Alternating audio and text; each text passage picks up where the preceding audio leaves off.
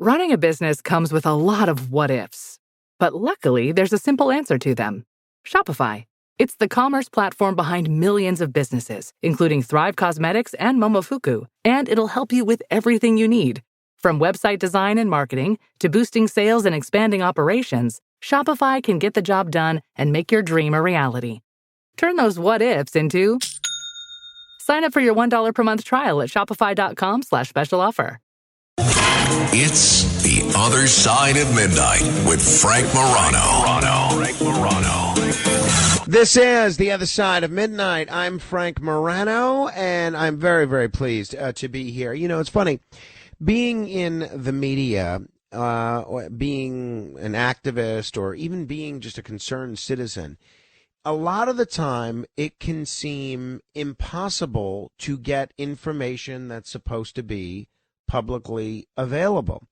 That's why one of the most beautiful and still, at least by non-think tanks, underutilized laws there is the Freedom of Information Act. You, as an American citizen, are able to request boatloads of information from public authorities and before the federal government. The fact of the matter is, though, most people don't know how to do this.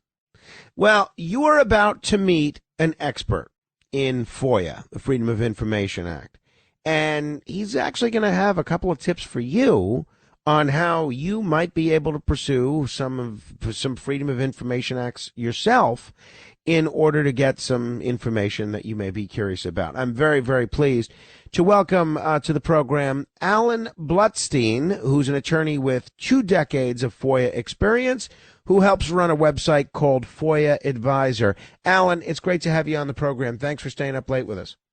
Very nice to be with you. Why should the average person care about FOIA? Can you give us an example of how it has impacted everyday citizens? Terrific question.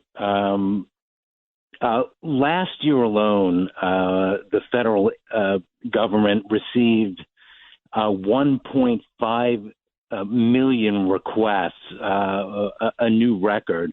And there's lots of vital information out there that sheds light on how the government is operating.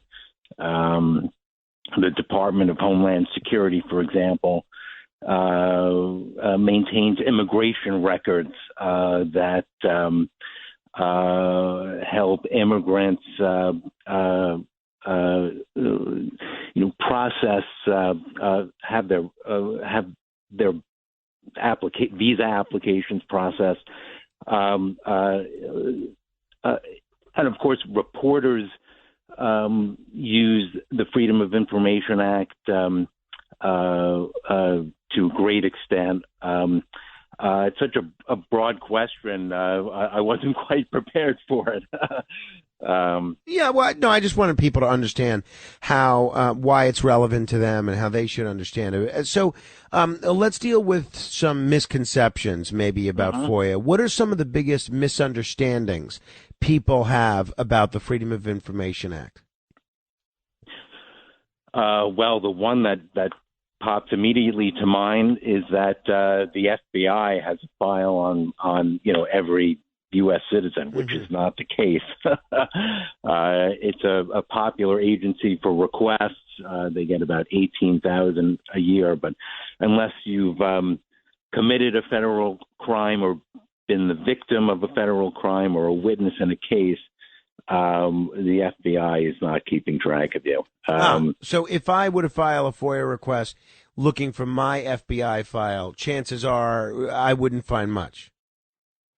Well, let's hope not. That's right.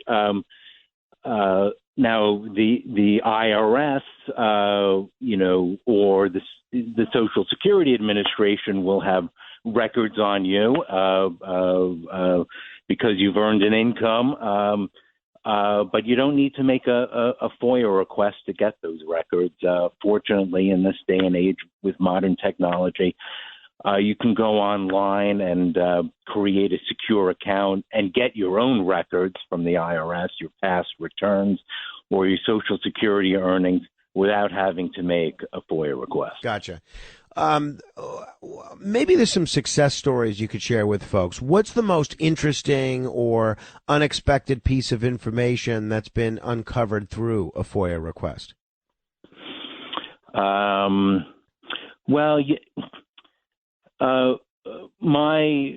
work in the political opposition research industry, and I'm most familiar with those type of discoveries where records, impact the political race. But even by putting that aside, there are lots of stories where the basic information was uncovered by a FOIA request. Nothing springs to mind, but it's a fairly frequent occurrence. Well, I'll have to circle back, but there isn't one that springs readily to mind. Gotcha. Okay. Fair enough. All right. So let's look at FOIA so in terms of mistakes, you said that maybe one mistake that people make is assuming they have an FBI file and trying to get it. What are some other common mistakes people make when filing FOIA requests? Well, for one, it's quite possible that the records they're interested in are already publicly available.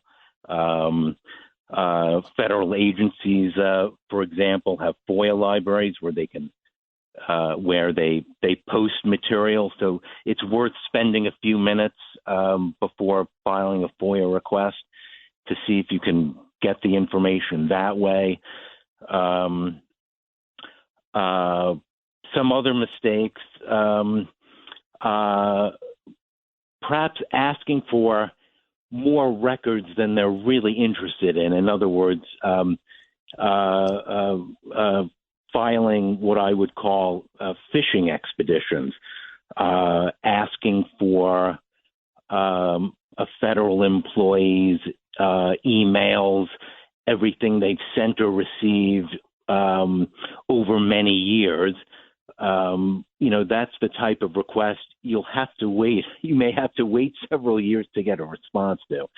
So I would suggest being more specific, perhaps using keywords that represent the subject area you're interested in, or identifying the authors and recipients of those emails.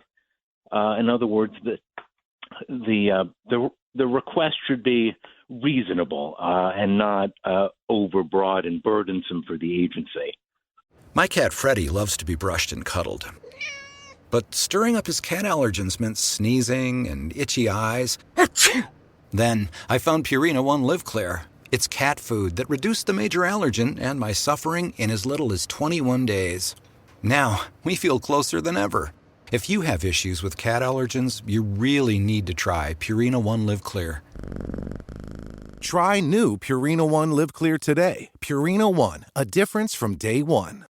This podcast is supported by Progressive, a leader in RV insurance. RVs are for sharing adventures with family, friends, and even your pets. So if you bring your cats and dogs along for the ride, you'll want Progressive RV insurance. They protect your cats and dogs like family by offering up to $1,000 in optional coverage for vet bills in case of an RV accident, making it a great companion for the responsible pet owner who loves to travel. See Progressive's other benefits and more when you quote RV insurance at Progressive.com today. Progressive Casualty Insurance Company and Affiliates. Pet injuries and additional coverage and subject to policy terms. Your snacking routine can get a little dull. Time for an Oikos remix. Like a crunchy storm of sea salt praline pretzels, dark chocolate, and butter toffee, showering down into a smooth, creamy yogurt. Enjoy 3 Oikos Remix varieties with epic mix-ins and 11 grams of complete protein per 4.5-ounce serving. See RemixYogurt.com. Hey all, I'm Jamie Lynn Sigler, a mom, actor, and advocate. I know how overwhelming it can be trying to decide which treatment is right for you. I've been there. But you should know you're not alone. You can do this. Start with some research, talk to the community, and most importantly, don't be afraid to ask your doctor questions. You might find results that speak for themselves. That's how I landed on Kesimpta. Ask your doctor if Kesimpta, ofatumumab, could be right for you. You can check out the details at kesimpta.com. Well, that's good advice. If people are just tuning in, we're talking with Allan Blutstein. He is an attorney with decades of FOIA experience, runs a website that helps people do this themselves. So what's the smartest way to phrase a FOIA request to maximize your chances of getting useful information? Well, for one, I should mention that the federal government has a central online request portal, which helps requesters sort of navigate the process. So that's where I would suggest people start. And many states and cities have similar online request forms that will walk you through the steps. I know in New York and New York City have dedicated web pages. Well, you don't need a lawyer to fill out these forms. It's helpful to know a little bit about the law because there are exemptions. You can't get everything that federal agencies have. There are exemptions for national security information and personal privacy and certain law enforcement records. So you should know going in that, for example, you can't get, if you want to find out whether your neighbor has an arrest record with the FBI or some other agency, that request will be dead on arrival. But otherwise, your request, as I said, should be reasonably described. The person receiving the request, and I have many years of experience receiving requests, it should be reasonably described. I need to know where to search for the records. If you ask for all records about a general subject, that's not going to be terribly helpful. Some agencies are notorious for slow responses. What's the longest you've ever seen someone wait for a FOIA request to be fulfilled?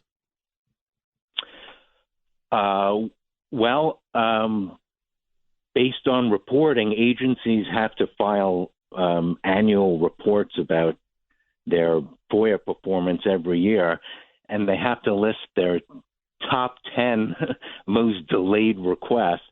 I've seen, a decade or more. Wow, that's something.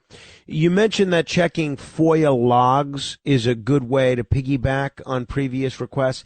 Can you think of a time when someone found something surprising just by looking at these logs? I do recommend some agencies post their logs online, which makes it easier. Others you have to make a request for. I look at the logs because I want to know what Democratic operatives are making requests about the candidates I'm supporting and what records they're asking for. But I think it gives you an idea of what type of records the agency has and what people think are important. I suspect, reporters do this as well. Maybe they're, getting ideas or stealing ideas. But I think that is a good place to start. Why reinvent the wheel when someone basically asks for what you want? Yeah, I'm talking with Allan Blutstein, FOIA attorney. When a FOIA request is denied, what's the best way to appeal it?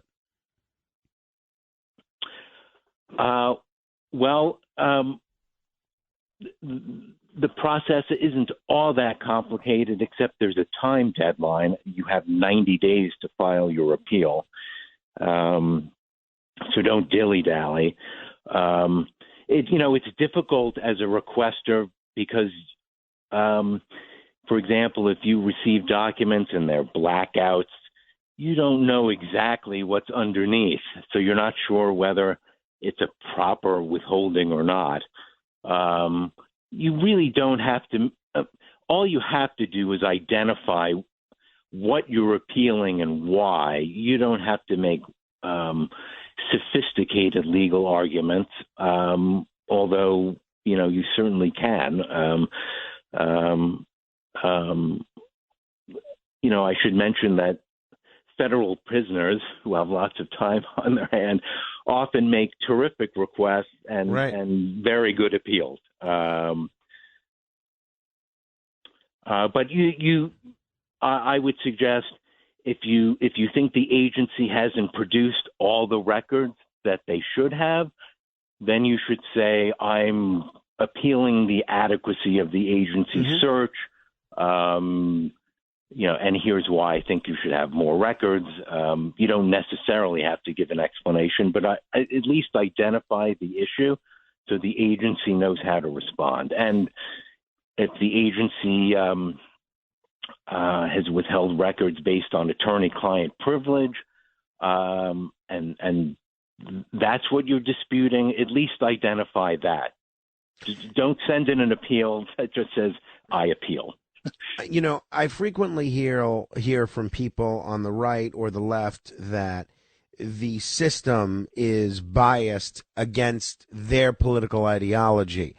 Let me ask you about the issue of political influence. Have you ever seen FOIA requests being handled differently depending on who's asking or what information is being sought? Excellent question. Generally speaking, FOIA requests are handled by career bureaucrats who work, across administrations. And I can tell you from having worked on those staff, what we want to do is close out, fulfill the request as quickly as possible, and move on to the next one because there are a lot. The identity of the requester really doesn't matter. That being said, some agents, there has been, reports of political interference. Certainly, some of the information that's being released could be damaging to the agency or the administration. So some agencies have set up systems where at least the communications department is supposed to be notified of requests where the records involve, let's say, the secretary of the agency. Gotcha. And so awareness is one thing, but if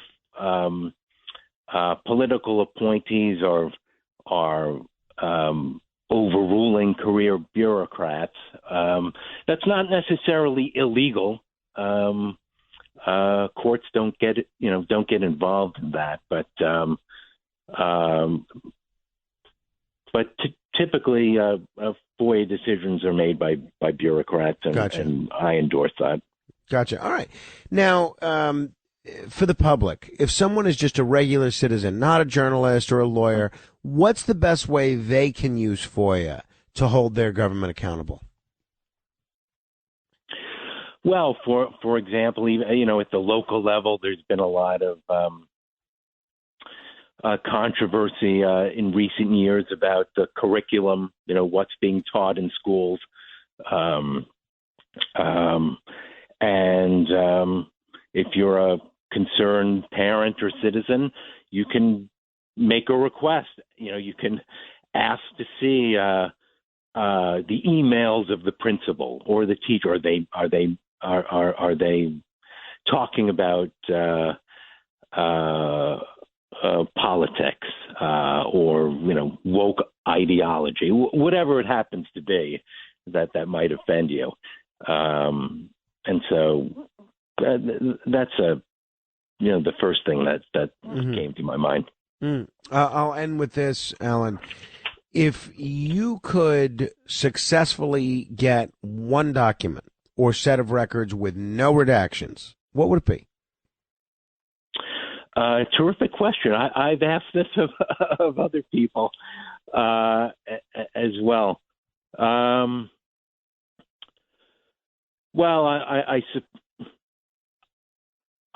would have to think about that. I know a lot of people want, the JFK assassination records, which are being declassified. I'd love to see those records as well. I